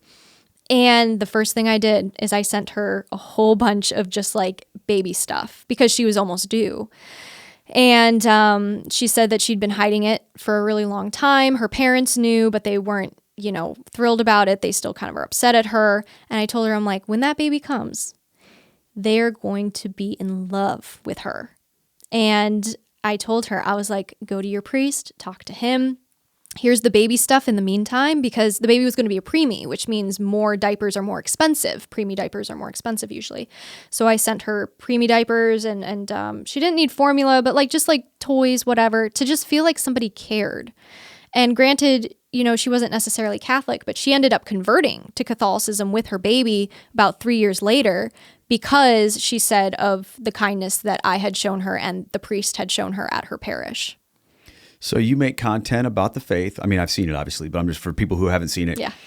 And you also encourage these young women to live for their faith, and a lot of people message you and talk to you about that. So, some people have like really upfront ministries where they're giving talks and it's a lot of forward facing things. And you do that, but it also sounds to me like you have another side too, where people are reaching out to you because just in the same way that you were feeling, where are the young women? Yeah. Who can I speak to, who can relate to where I'm going through? You're in many ways, you are that to these young women. Yeah. I mean, it's so hard too, because I feel like, there's so many, I want to say just like comparison culture for women. It's like, oh, if you want to be a good Catholic, you have to look like this and dress like this. You have to be a trad wife. You have to be this. You have to be that. And it just comes in all different shapes and sizes and everything. And something I love to do is I love my mass fit. My mass fit posts are just my favorite because of the amount of women who I have DM me and are just like, this is so beautiful. Like, I want to dress like this. You inspired me to dress more modestly for my mass, or you inspired me to actually get dressed for mass. Or, it's this community that I have. It's a very big community, but it's fairly quiet for the most part because they're just so afraid of the comparison culture and afraid of what other women or other men or whoever might say about them. And at the end of the day, because a lot of the churches that they go to sometimes don't promote the like, oh, the beautiful dressing and stuff. And, people go in jeans and a t-shirt. And I'm like, if that's all you have, I'm still glad you're at mass. Like, that's fine. But most of us have a lot more than just jeans and a t-shirt in our closet. We have some really nice clothes that we could probably put on, but because the people around us aren't wearing really nice clothes, we feel out of place. It's kind of like the same thing with veiling. So I do these mass fit posts because I just see so many women hungry for evidence of modesty, or like how to dress modestly. How do I do this now, for people who don't know what that means? Oh yeah, mass fit. Yes, means like what you are wearing to mass, right? Yes. That's your outfit. Okay. Yes. Yeah. So you post pictures of yourself, like, hey, here's the dress I'm wearing today. Yes. Or here's as a way to like show these girls, here's how you can dress modestly and whatever. Yes. Okay, because I know people are gonna be like, "What does she mean, mass fit? What is that?" Yeah. No, it's a term. I don't know who came up with it, but I don't know who did. But the point is it's great though because I see so many young girls who then mimic my outfits, not because they want to be me, but because they see how beautiful you can dress for mass, how you can glorify the Lord through what you wear. And you can be modest. You don't have to be frumpy. Your dress doesn't have to be from the Victorian era to be modest and beautiful.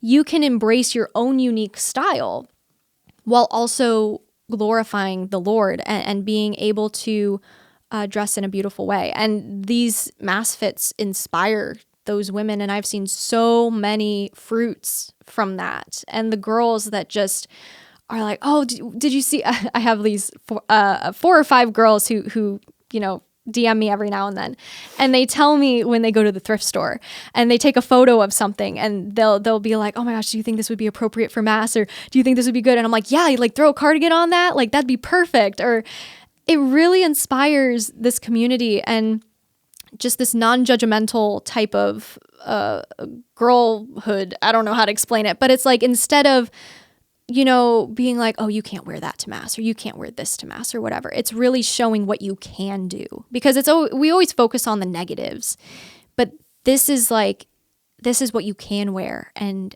glorify God. And it's just in our everyday life, Yeah. And I think people have that question sometimes. It's like, what's appropriate here? What's not? Yeah. Because sadly today, you don't always have the best examples of that. Mm-hmm. Sometimes you can go into a parish and there'll be people that are either dressed, and I know people are going to get mad at me or whatever, but there'll be people that are either dressed irreverently or immodestly at times. And I don't judge everybody and go, oh, well, blah, blah, blah. Because here's the thing. I know that there are lots of people that go to mass that they felt drawn there and they don't have they don't know. Mm-hmm. So if we turn that into, oh, well, what are you doing? What are you doing? Like a condemnation thing, then that's a bad thing, obviously. But at the same time, if we can create a culture that lifts everybody up, but inspires people to do better rather than condemns them for not doing better. Yeah. I think we have a chance. Yeah. I always think back to this one story where at my church, there was this girl and her family who were at church after, I think it was like a volleyball practice or something. And it was the only mass they could get to. And she's in volleyball shorts, which we all know are very short, and a tight top. And this is a very traditional parish. This is a very like reverent parish, but the priest wasn't condemning or anything. She was in the narthex, which for people who don't know, that's like before you go into the main part of the church. It's kind of like this little waiting room, I guess you could say, when you first walk through the doors. And so she was there with her family, and they were really embarrassed because they're like, we just don't have any.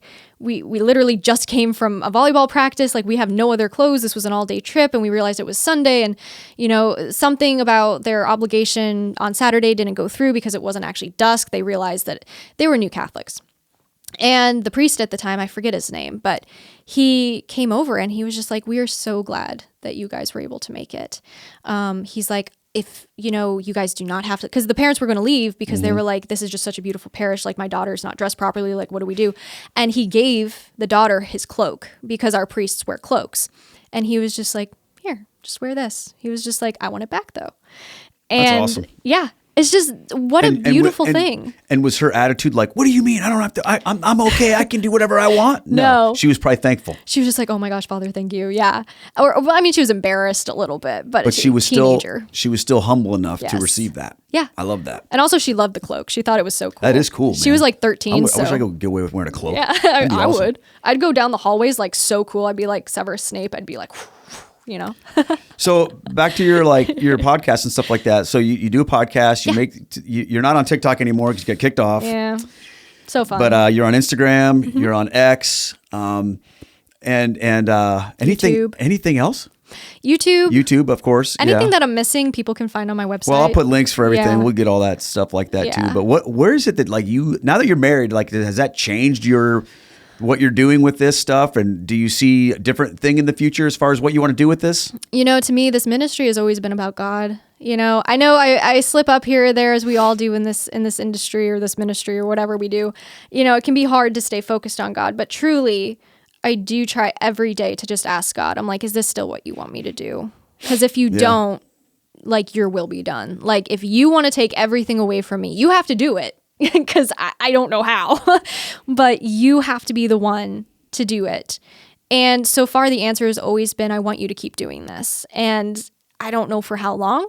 I don't know what that means. If it's like a forever thing and it turns into a bigger thing, I don't know. It's all up to him, really. But for me, what changed is my husband and I, we always had this agreement. I'm like, if the ministry ever gets between me and my vocation as a wife, it's gone. I won't even second guess it. It's just like gone.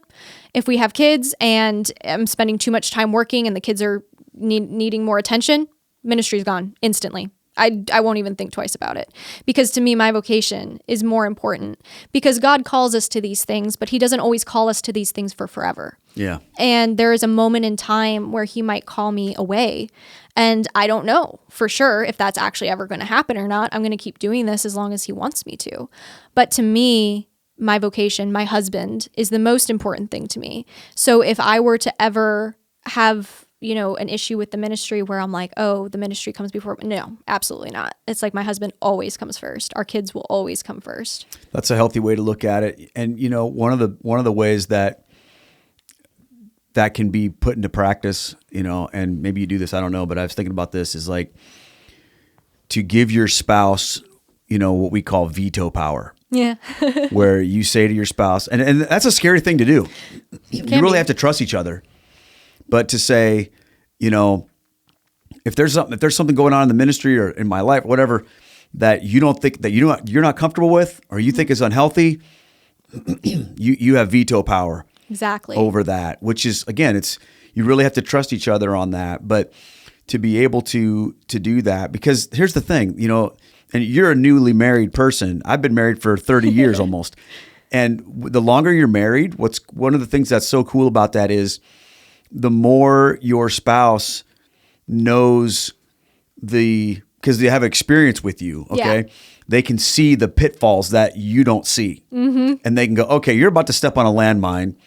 So, and those can be sometimes big things and they can sometimes be little things. But the reality is you need each other Yeah. for those landmines. It's like you have someone who's not just got your back, but they've got your front too. They're looking out for you and you're truly united in that. Yeah. So I Max think what always you has just my said back. is like a super healthy way to look at it, because if you were coming into this going, well, just so you know, this is what I do. Yeah, exactly. It's And just like, you're a part of this. This is what I do, and you're going to fit into it, and stay out of my way, bucko. You know, like if you had that, and the reality is I'm saying that as a kind of a joke, but Yeah. but that can happen. People do it.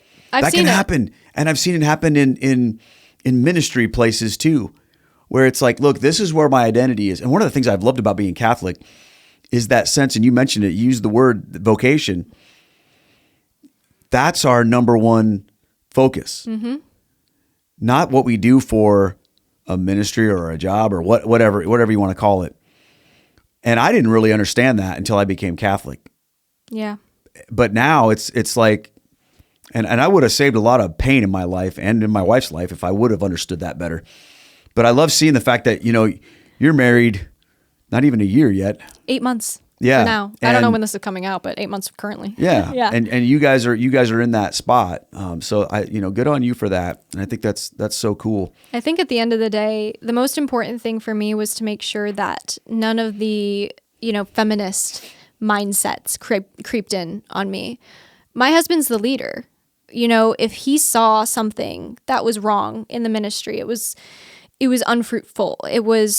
And sometimes he does tell me, he's like, time to put the phone away. It's like, it's bedtime, whatever, he keeps me accountable. He keeps me grounded because he loves me and he knows what's best for me. But that doesn't mean he controls me or he does that. He does it out of love. It's not like he would never ask me to end the ministry unless it was like detrimental to our relationship or something going on. Like, he would never ask that of me. He loves seeing me succeed. He loves being a part of this in the background and seeing all this stuff and being able to be a part of God's work in a lot of ways. But at the same time, it's like he's also not afraid to be like, hey, this might not be the best time for this, or it doesn't seem like this person has your best interest at heart. And knowing that I have somebody in my corner who's willing to just like, first of all, die for me, because that's what we're called to do. We're called to die to each other, not just, physically death, but also, well, physical death, yes. But, like sacrifice is what I mean. And just knowing that we're both willing to give up huge things for each other, for the betterment of each other, but always knowing that my husband is the leader, that he is the one who guides us, and that my vocation truly is what matters because it's what's going to get us to heaven one day. It's the narrow path. It's not easy. But, again, if for some reason the ministry became unfruitful, it became a problem in our marriage, it was causing issues, it was no longer useful, I'd give it up. Husbands, love your wives as Christ loved the church. He gave himself up for her. Wives, submit to your husbands. We're talking the book of Ephesians right there. Yep. And I think that, again, people freak out when they hear stuff like that.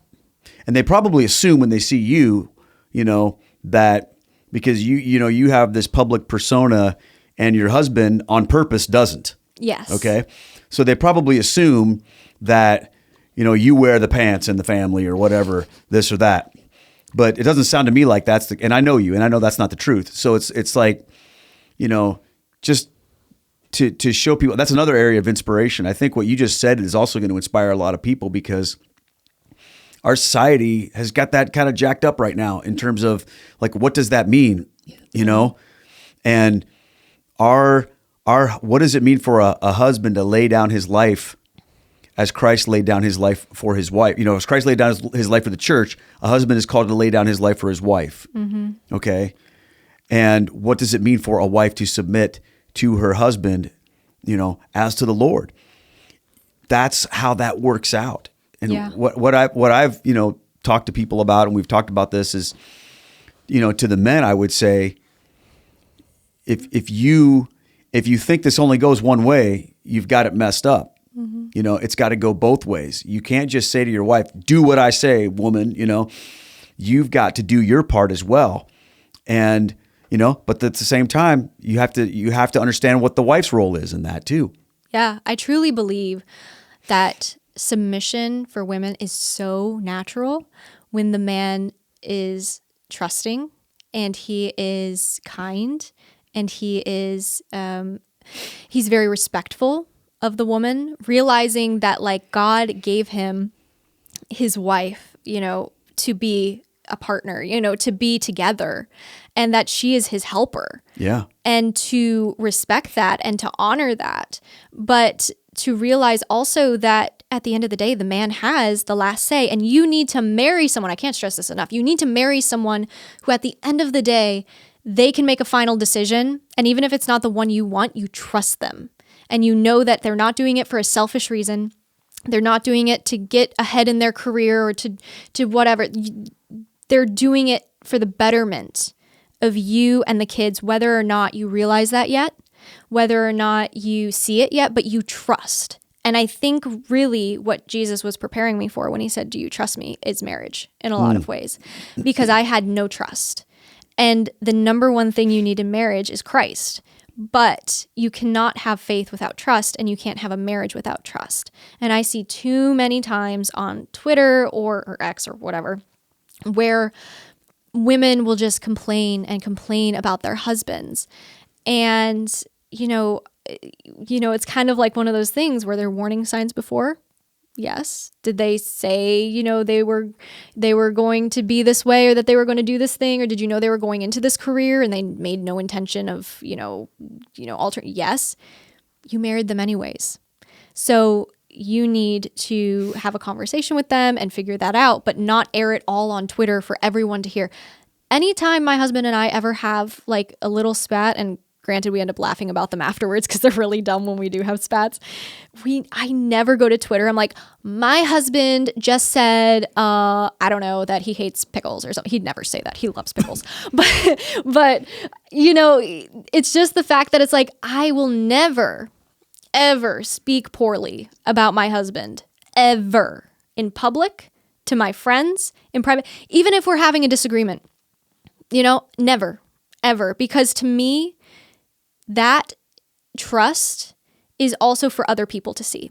People need to see that just because we're having a little disagreement right now or whatever, I'm just using an example, that's not a reason for them to not trust my husband. Like, if I truly trust my husband, why am I going to my friend with this issue? Why am I not going to my husband and talking about this? And so being able to have Christ basically tackle the trust issues head on really did help me with now having trust and being able to be more trusting in relationships. Well, the other thing that's important about that is, what do you do in the situation where, let's say you have a wife and she's like, okay, I've discovered this, biblical model for marriage, but my husband is an idiot, or he's a jerk, and he's not a good leader, and he doesn't do his part. So, and you could flip that around too. You could have a husband who says, well, I would love to lead my wife in this way, but she won't submit to me. So when you have one who's wanting to do their part, but the other one who isn't, and is saying, well, I'm not going to do my part because they're not doing theirs. This is where the trust really comes in. You don't do your part because your spouse deserves it. You do it because Jesus deserves it. And that's the whole thing that you were just talking about. Like, Jesus says, do you trust me? And you could lay that over lots of things, Amber. True. But when it comes to the context of marriage, do you trust me that I've called you to this vocation, and here's what it means, regardless of what the other person is doing, and let me work on them. That's a hard thing when you have that, and it's challenging. Because some people, you see this a lot, where there are marriages that aren't in sync with that. And you may have someone who's like, well, what am I supposed to do? If you always make it about the other person, eventually you'll find a way out. Exactly. You got to make it about Jesus. Exactly. And I think, there's a book for women that specifically helped me a lot with this. It's called The Proper Care and Feeding of Husbands by Dr. Laura Schlesinger. That's a name I haven't heard in a long time. I know, it's been forever. But that book truly does give women the tough love they need when it comes to, because of the feminist mindsets and everything, where the woman has to be like the boss and wear the pants or whatever. And it shows women that by embracing their femininity, men naturally become more masculine by being more maternal and, giving him kisses when he comes home and, being like, oh, I made your favorite dinner for no reason. Oh, little gestures like that to men are just like, oh, okay, like cool. Instead of like coming home and she's like, the light bulbs need to be changed, the garbage needs to be taken out, little Timmy's sick and throwing up, like your problem now. It's like really communicating with each other their needs, I think, is important. And if your spouse is quote unquote deadbeat or whatever, you have a responsibility as a spouse to pray and fast and make those sacrifices for them. You are supposed to get each other to heaven. If one of you falls short, the other one has to pick up the slack and be like, I will carry this. Look at St. Monica. Years, she tried to convert St. Augustine. And it took her nagging St. Ambrose, who's my namesake, to actually get him to convert. But we need to be persistent and not lose trust in God that he will work through us with these people. There was a story, and I don't remember the name of it or anything. All I know is the basic details, but there was this woman who was praying for her husband rosary every day for his conversion, and he committed suicide. He jumped off of a bridge, and she was just distraught. She was praying and just asking God, like, oh my gosh, is he saved? Like, what do? I prayed so many rosaries. Why would you let this happen? And God told her, he's like, right before he died, he made a confession. Like he repented before he died, and he's in purgatory because of your prayers. So even though he died, through her rosaries and through Our Lady's intercession and everything, he did make final repentance. And I think that just goes to show that no matter how bleak things seem with your spouse, no matter how difficult things are. Now, if it's abuse, like obviously you need distance, like get out, whatever, make sure you're safe, make sure the kids are safe. Mm-hmm. But when it's just these struggles where it's like, I wish my husband would lead more. I wish my husband would this. I wish I can only speak, as a woman. Yeah. I wish my wife would, I don't want to say anything that's like sexist, would do the laundry more. I don't know. Well, I think I understand your point is to say, and really when you think about it, I'm always tying this back to Jesus because Jesus, he moves first.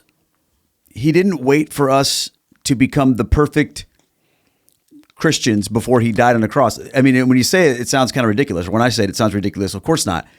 We don't get to do our part until he gives us the grace by doing his part. Mm-hmm. That's the inspiration is that first movement. Okay. Christ does that for us. And that's what we're called to do as well. That's why Jesus makes such a big deal out of saying stuff like, if you love those who love you, what good is that? True. I tell you, love your enemies, pray for those who persecute you. If someone forces you to go 1 mile, go with them 2. All of these things are the call to do something for someone who doesn't deserve it. Exactly.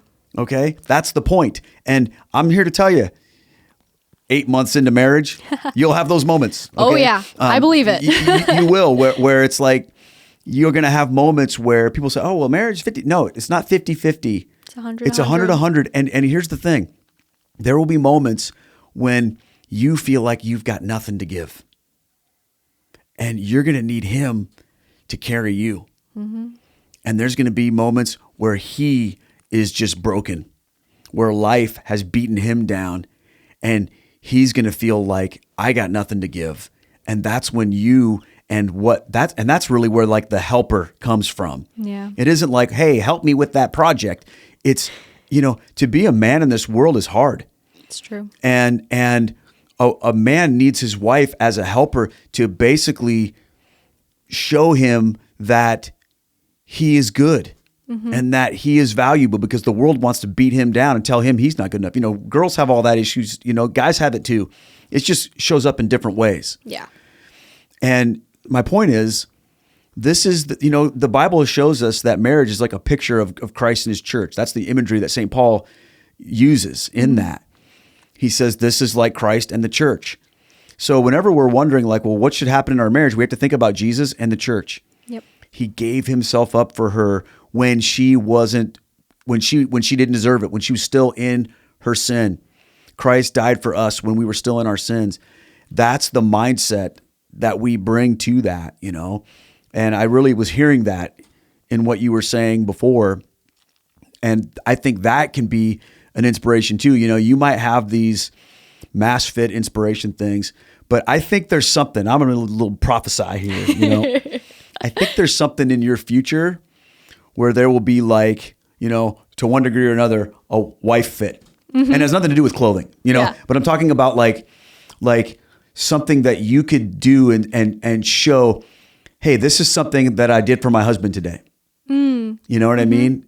And maybe it is like what you said, like, hey, I made him his favorite dinner when he came home, or, you know, whatever. I don't know. But I'm just saying like that. And that's the beautiful thing, that you get to discover that for yourself. But I think that can be an inspiration too, because as you grow, and whatever you're doing is going to change, your audience is going to change too with you. And, you know, when you were 18 and you're reaching these 18-year-old girls, that's one thing. But when you're 30, I don't know, that's a long ways away for you. When you're 30 and maybe you're a young mom, if the Lord wills, you are, just because of the way how you are, Amber, you're going to be able to inspire people to those things. Oh, thank you. As you allow the Lord to work in you and evolve in that. Thank you. Yeah, I think that's my little prophetic moment over I'm you. down. Okay, Like, okay. That'll be cool. On that moment, I do have one more question for you, and then I want to ask you what I call my 3 most important questions, okay? So Bethany, another one of our local supporters and patrons. And by the way, if you become a local supporter or a Patreon supporter, then you get to ask guest questions. And it doesn't mean all the questions get asked, but Bethany was asking, like, what is it about your particular generation? What is, because you're Gen Z. We were talking about this, right? You're Gen Z. Yeah. Is that's the Zoomers, right? Yeah, okay. Zoomers, yeah. What's the deal with the Zoomers? What do they need from, let's say, folks that are older like me, okay? And no, I'm not a boomer, by the way. I'm Gen X, man. We're the forgotten ones. We get skipped. We're like the middle child generation. Yeah. People, like you guys call it, oh, whatever, boomer. I'm like, we're always going, we're not boomers. Shut up. That's our parents. It's fun when we do it, though. I know. But what is it that we can do to be more inspirational and engaging with your generation? Well, I think you do it really well, because I think what you do here can really connect with Gen Z, because I think the number one thing that Gen Zers look for, or Zoomers look for, is authenticity. It's something that is so difficult to find online. And when they find it, they don't want to let it go. And I think it really hurts when they see content creators who start off really authentic and then they turn into faker content creators because they're in it for the money. And they start realizing that it's like, oh, I can make a lot of money off of this. I can, you know, whatever gets me clout, whatever gets me publicity, they're no longer in it for the right reasons. And there's something about Zoomers that they just know when something's authentic and when it's not. And there's a type of person where they just have the energy. They just want to be a part of this. And I notice online, the most people now who get the follows and the likes and things are the authentic people. Now, celebrities, that's a whole other story. They have millions and millions of followers or whatever. But I'm talking about in this creator's world, basically. And I find that the more authentic somebody is and the more Gen Zers can connect with the person who's talking, whether it's a story from your childhood or it could even be something relatable that happened last week. They want to know about you. They want to know who you are and what your story is and see if they can see themselves in you. Doesn't really matter what your age is. They'll kind of do anything. They'll go for anybody who's authentic. But another thing that they're looking for is not this feel-good type of thing. Some Gen Zers still are, of course, but I see a majority of them. They're looking for for lack of a better word, conviction. They want to be different. They want to be called higher, but they never have been, or maybe they never have been. Obviously, it's a big demographic here. But I noticed that so many, kids are just burnt out. They're just so burnt out, and they're hungry for truth. They're tired of being lied to. They're tired of watered down Christianity or just watered down everything, history, science, whatever. They're tired of the lies. And when they come to these, channels, what they're really looking for is someone to, I guess, kind of tell them what to do. But in a way, it's like, what I was talking about, like everyone has a God-sized hole in their heart. So many Gen Zers have that, but they don't know why. And they don't know what it is because most of the time they haven't been raised with faith.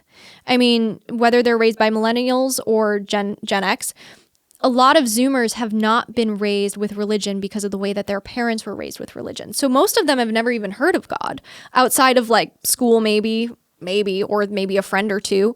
They drive by a church maybe and they're like, oh yeah, church, God, whatever. But they've never actually been introduced to him. And so I think they're hungry for authenticity. They're hungry for Christ at the end of the day. But what they need everyone's different in terms of needs.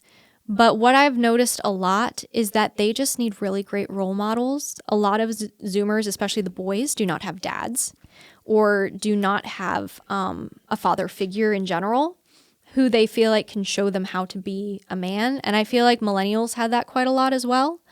But now the Zoomers, the boy Zoomers, again, ages, I feel like they're just kind of lost because society tells them, oh, gender doesn't matter. And men, we talk about men getting beat down. It starts from a very young age.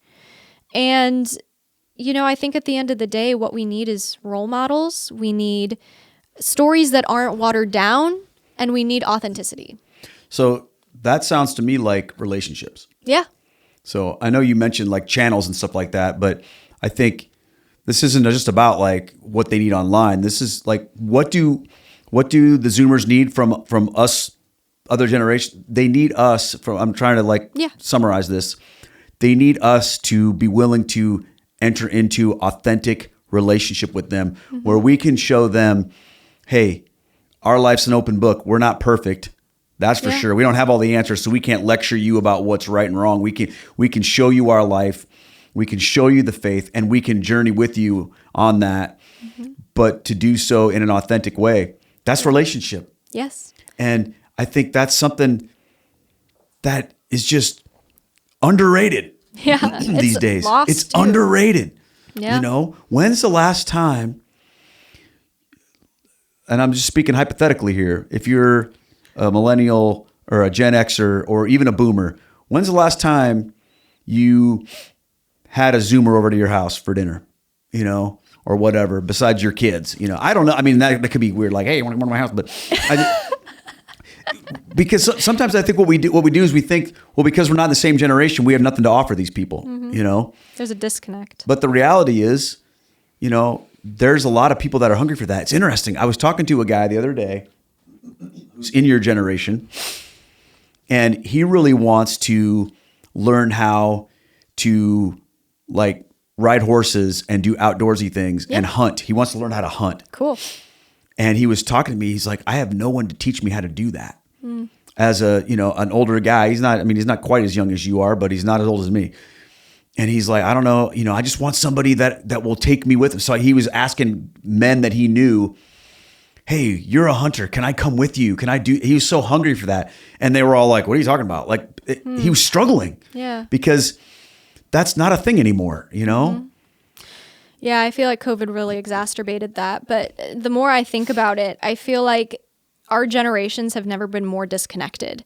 I really do think... Wow, that's huge. Yeah. I really do think that the boomers were the last ones who had a connection with not just their grandparents, but their great-grandparents. And all ages in between, really. They were all together. They had family dinners. They go to church together. On Sundays, they'd come together. They were always around different generations. They learned from each other. They were never afraid to talk to an adult. They were never afraid to help out with a baby. And there's really been a disconnect there where I feel like I have not talked to, you can talk to people here or there, but there's no like connection. It's just like, oh, hi, good evening, hello, good morning. The other day I was taking a walk down the beach, and there was this Chinese lady who was just so sweet. And I was carrying books and stuff because I like to read at the beach. And I was like juggling my books or whatever. And she was coming down the sidewalk. And I could just tell out of the corner of my eye, she really wanted eye contact. Because, like people kind of like search for it. I don't know how to explain it. So I looked up and I was like, oh, good morning. And she was just like, oh, good morning. So beautiful outside. Isn't it beautiful day? Am I going to get canceled for this? I'm just trying to mimic what she said, okay?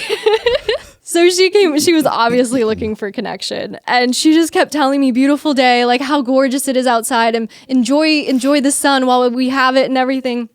And I was like, yeah, I enjoy it while it's beautiful, and I love your dog and everything. And she's like, oh, thanks. Like, it was just this whole conversation with a lady I'd never met before, but it all started because she was looking for something, and I was willing to understand and reciprocate. I'm sure she doesn't get that very often, especially in the location where we were, where it's very rich, very, I don't want to say people turn their nose up at you, but that's usually what I experience. And she was one of the only ones that was just like, hey, are you going to look at me? And so I just feel like they don't get that. And there are a lot of people who are still hungry for it. And so many have just forgotten about what that's like. And, I was homeschooled, and I was raised, I hung out with anyone from the time I was literally 5. I either helped a baby down the slide, or I was talking with a grandpa over there about the coolest popsicle I'd ever seen in my life. SpongeBob popsicle, might I add. It had bubblegum eyeballs. But I could talk to anyone and everyone, and they were always amazed because it's so unusual. Yeah. For a little 5-year-old to be able to just go up to anybody and start a conversation. I'm like, yeah, I'll talk to you, whatever. Come over here. Relationships are the key. I think that's, and I'm thinking from the everyday perspective of people that are going to mass every week and they're just going, hey, I want to help reach out to these kids. Just start talking to them. Yeah. Go and just start a conversation with someone and see where it leads. Yep. Be a friend. Be interested in their life. And that can reap huge benefits. Okay, I got the 3 most important questions. Are you ready for these? Shoot. And I know that I've prepared you for these, so you've probably got a lot to say. Totally. Okay. I always have a lot to say, though. So, most of I shouldn't say most of, but a lot of my content, a lot of my audience are people that are thinking about becoming Catholic, or maybe they're new converts or whatever. And I ask these questions to every guest, and everybody has different ways of answering it. But the 3 most important questions. So the first question is, what's the most important thing that you would say to someone who is thinking about Catholicism? I would say it's a journey. I would say that, like myself, make sure that you're doing it for you and for Christ, of course, not just for yourself. Make sure that it's not because, your friend's pestering you a whole ton, or you feel pressured by your spouse to become Catholic. Make sure that this is something that you are committing to. This is a lifelong commitment. Until we die, we are church militant, which means we are on earth fighting for Christ. And the battle is not easy. It's invisible, but it's also physical. It's either spiritual or it's, so you need to, and that's not to scare anybody, but it's to understand the responsibility that you have when you become Catholic. You have this beautiful responsibility to fight for Christ, to minister to others, whether that's in the people in your closest circle or to do what I'm doing and you're doing. But you have to make sure that this is something you're doing for yourself.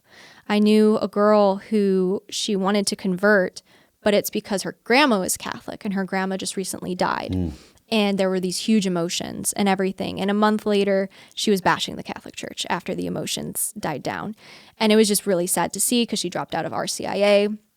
There was another girl who was about to get baptized, and when they asked her to do the rite of the baptism, or the baptismal renewal, whatever, I will renounce Satan and all his works and all his lies, she just stood up and walked out, literally, the day of her baptism. Wow. And we've never heard from her again. So it's one of those things where it's like you are going to be put through trials, but you're also going to have the greatest joy of your entire life. Nothing can replace being Catholic. Nothing can substitute the Eucharist. It truly is the body, blood, soul, and divinity of Jesus Christ. And if he has revealed that to you and you are like, this is truth. This is the Catholic Church. I need to be a part of this. Do everything you can to do that, no matter the hardships, no matter what you might face, because Satan will try to keep you from coming back to Christ. I cannot tell you the amount of times I've been tripped up by Satan on my path, back to reversion. So I would say make sure this is something you really want to do. You're committed to it. Okay, good answer. What's the most important thing you would tell someone who is a brand new convert? Ah, yes, a brand new convert. Oh, I remember this as well. I think to understand that emotions are not everything. You are going to have times where you do not feel consolation. You are not going to feel like praying. You're not going to be on that high of emotions that you have when you get baptized and you're received into the church. You will have it some have it for a very, very long time, but emotions are not everything. If you start feeling down, if you start feeling desolate, all the saints went through that. Don't feel like that's because you're doing something wrong, because God is punishing you.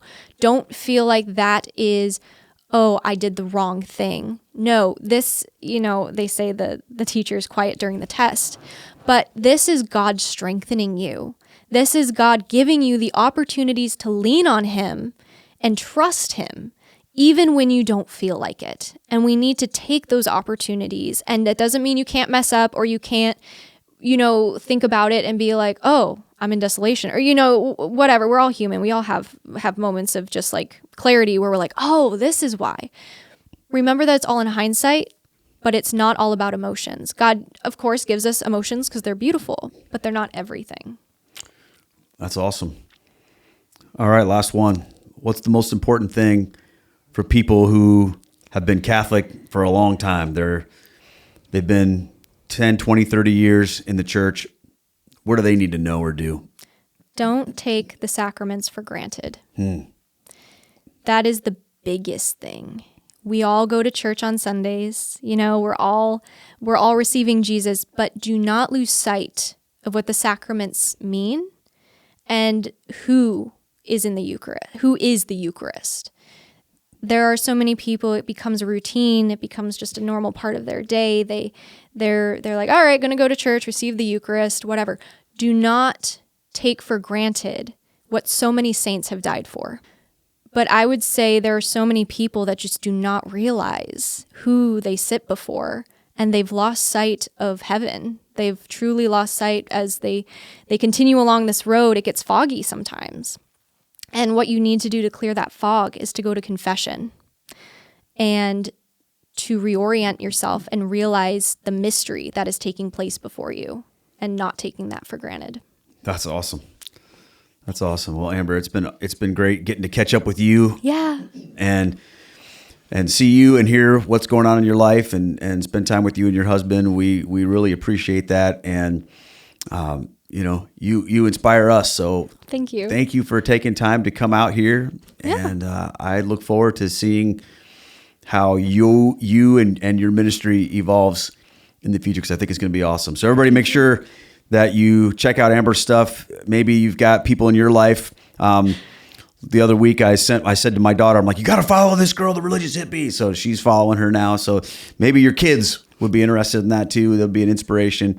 But I want to thank all of you for taking time to join us here on Catholic Feedback. And I look forward to being back here with you next time for another great interview. Take care, everybody. God bless. Thanks for listening to Catholic Feedback with Keith Nester. Send in your questions or comments to feedback@catholicfeedback.com. Catholic Feedback is brought to you by Stewardship, a Mission of Faith, and our generous supporters on Patreon, locals, and donations through our website. Catholic Feedback is a production of Down to Earth Ministries. For more information or to bring me to your parish or event, please visit our website at downtoearthministry.org. That's down, the number 2, earthministry.org. See you next time.